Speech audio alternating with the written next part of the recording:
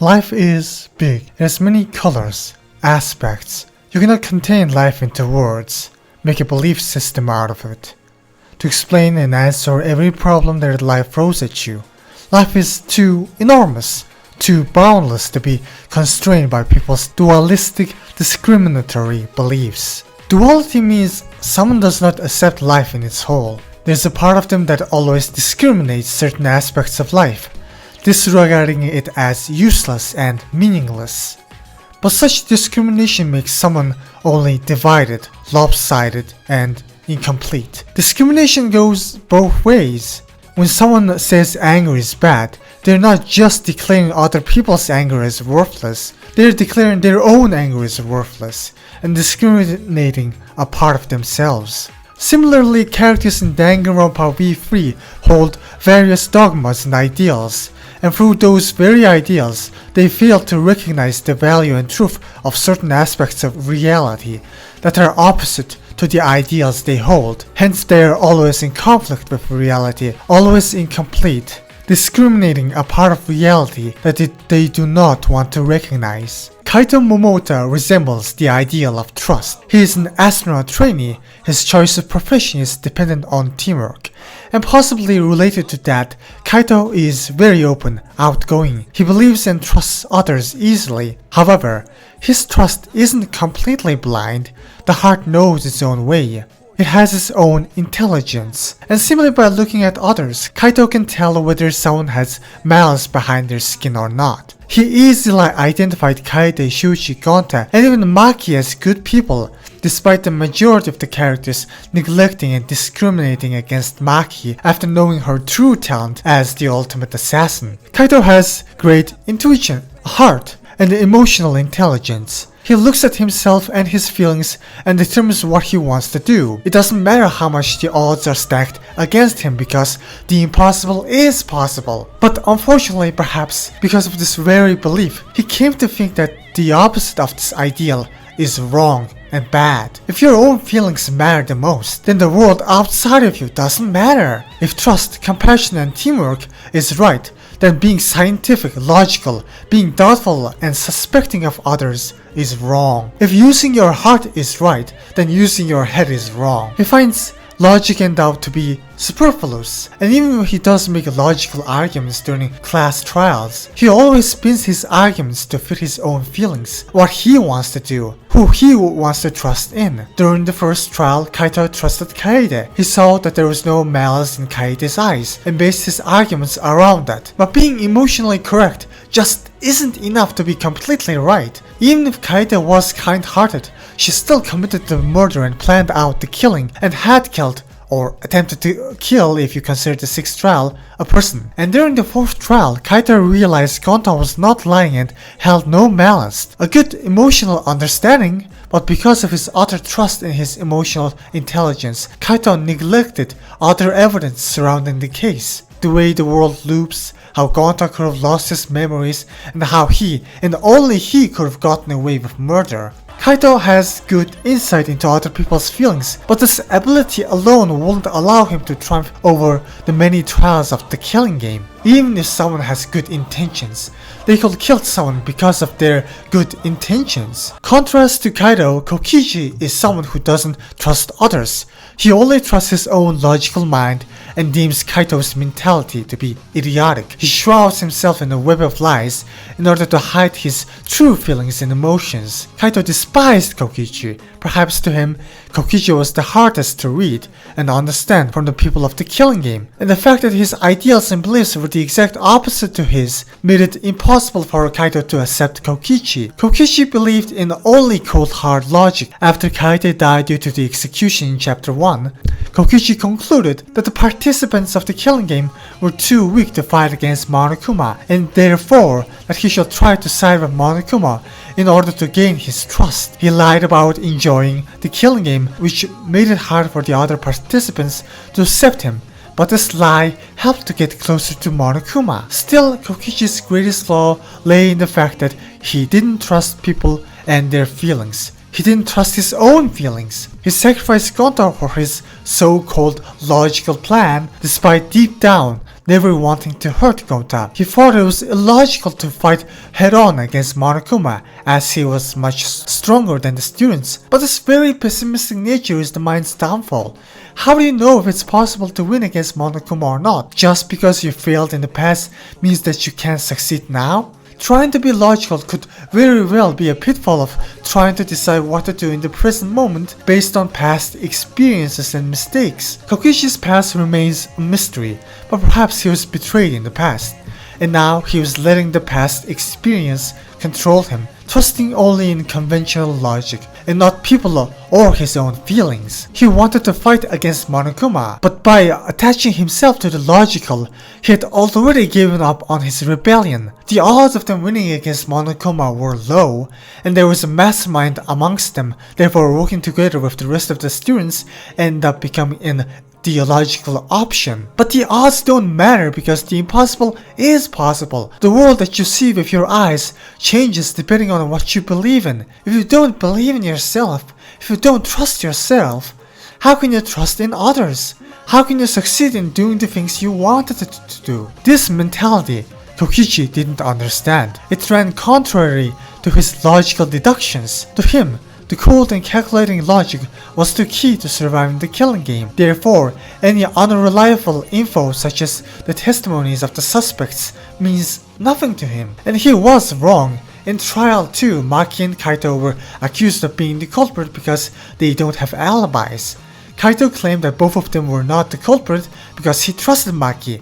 This emotion-filled heroic response challenged Kokichi's logical mentality. How can trust be worth anything in a murder mystery trial? But trust was always as important as logic was. You won't have every single evidence magically be concrete in every single case. There will be plenty of times where there isn't enough evidence to logically deduce everything. You have to go through the trial of fire and trust in other people's testimonies if there's a decent chance they only testified like that because they were being suspected. That is also true in trial 3, when everyone thought Tenko had committed suicide to kill everyone with herself. This theory made sense logically, but emotionally didn't fit Tenko's character. She was looking forward to meeting with Himiko again, and Tenko was never a petty person to do something like that anyway. Suicide was simply an easier answer for people to attach themselves to. Kokichi didn't care about that. Logically, it made sense for Tenko to do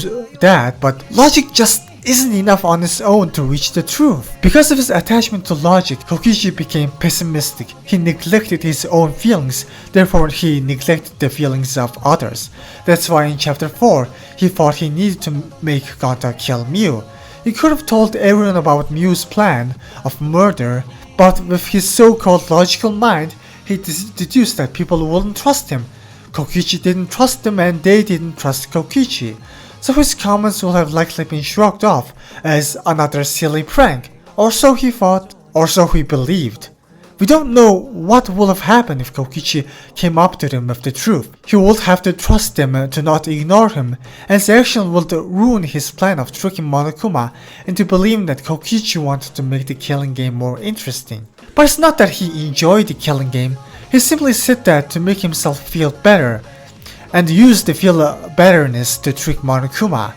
It's not that he enjoyed being alone, he valued Gonto as a friend, and he did consider Shuichi somewhat trustworthy and Kaito to be interesting. But throughout most of the game, his mind became an enemy to his heart, always doing the logical things that his pessimistic mind came up with. The things that he didn't really want to do, shrouding himself in web of lies, lying to others, and to himself that what he was doing was really his feelings, when in fact, it was clearly not. Both Kokichi and Kaito were failures in some sense of the words, but not because they are incapable of succeeding, but because they were dual, a split, incomplete. They held beliefs and ideals that conflicted with reality, each of them ignoring and discriminating against one another's values and truths. But throwing away said discrimination and accepting the opposites of the ideals they hold, one can become whole. Dropping the knowledge and beliefs that they attach themselves to, one can wake up to reality and realize that the head isn't against the heart, trust isn't against doubt. The heart completes the head, the doubt complete trust.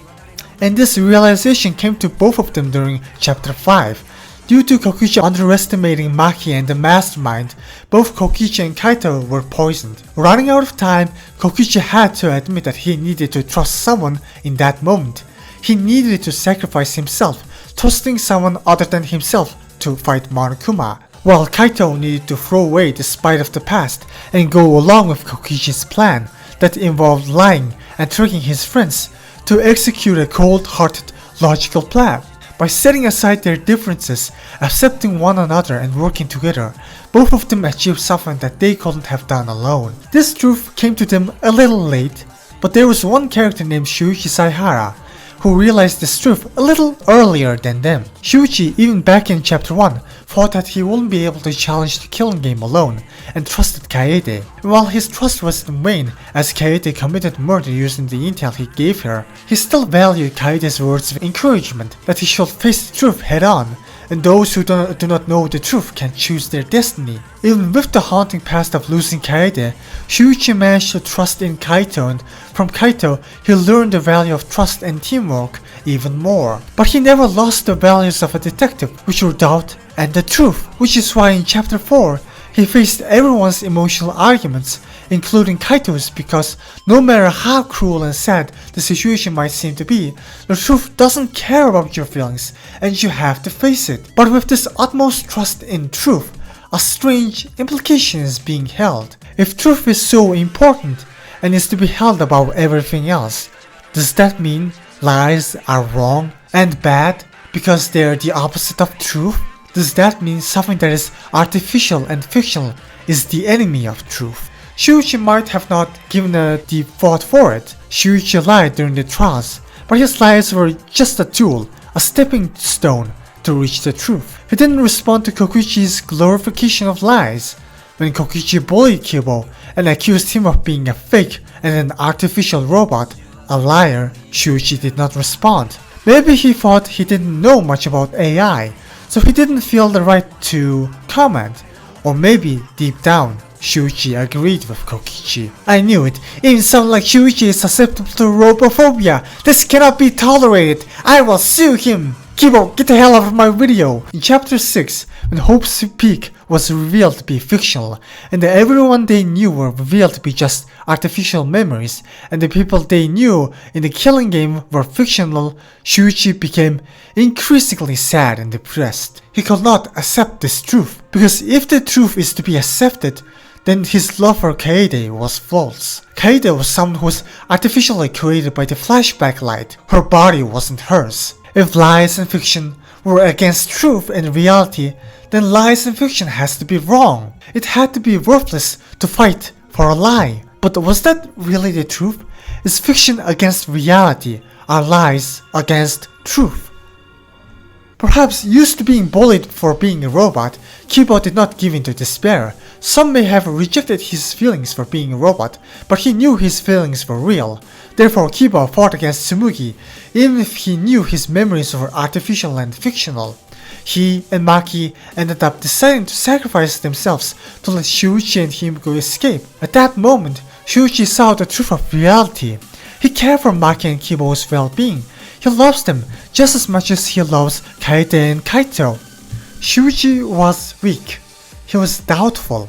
But because of this very doubt, he realized the falsity of his own dogmas. He realized his own prejudice and discrimination towards fiction. Even if everyone involved in the killing game were fictional, even if this world was fictional, the pain in his heart was real. His will to fight for love and to rebel against the killing game was real. Accepting fiction and reality, truth and lies, Shuichi aimed to convey the truth the outside world was willing to ignore, using fiction, using lies. The outside world was completely infatuated and addicted to the world of Danganronpa. Yet despite that, they discriminated against fiction, against the cast of V3. They thought their killing game were justified because the cast of the killing game were people with memories and personalities that were artificially made. They were fictionals. Their feelings, cry of sadness and despair didn't matter. Using them, the outside world entertained themselves and quenched their lust for murder and drama. but they failed to accept and recognize them as equals. They deemed them to be inferior because they were fake and fictional. They failed to be open to the message that fiction was trying to convey, but Shuichi did not allow them to remain ignorant. Shuichi hated the killing game. He did not want to be turned into a puppet for their little killing game, and accepting that feeling, Shuichi refused to vote and told the others to trust in their feelings and rebel against the outside world as well. His words were not of manipulation. Kibo, Himiko, and Maki, they all wanted to be themselves deep down. They all hated the killing game. It was time to stop letting fear of death control them. Even if they died rebelling against the killing game, it will be a death of freedom. Freedom from fear and true to the love in their hearts. Shuichi argued against the outside world with his words made of fiction, and he changed the world because the impossible is possible, but perhaps his work isn't done. Even if the outside world changed and didn't kill them, the people who have played the game Danganronpa V3 Killing Harmony still held the belief that the universe being fictional inside its own fictional world made the story bad. Danganronpa V3 challenged their discrimination and dogmas against fiction. Those people ended up hating V3, but that hatred is the true artificial thing, because this hatred, this rejection only exists because people do not listen to their own being. They like to listen to people's rules, dogmas, and beliefs. They trust in flawed arguments made by discriminatory minds and completely neglect their own feelings. But that has to change. Danganronpa V3 may be fiction inside fiction, but the characters and the story hold great truth, a truth that reached my heart, and I would like you guys to be open to that truth as well.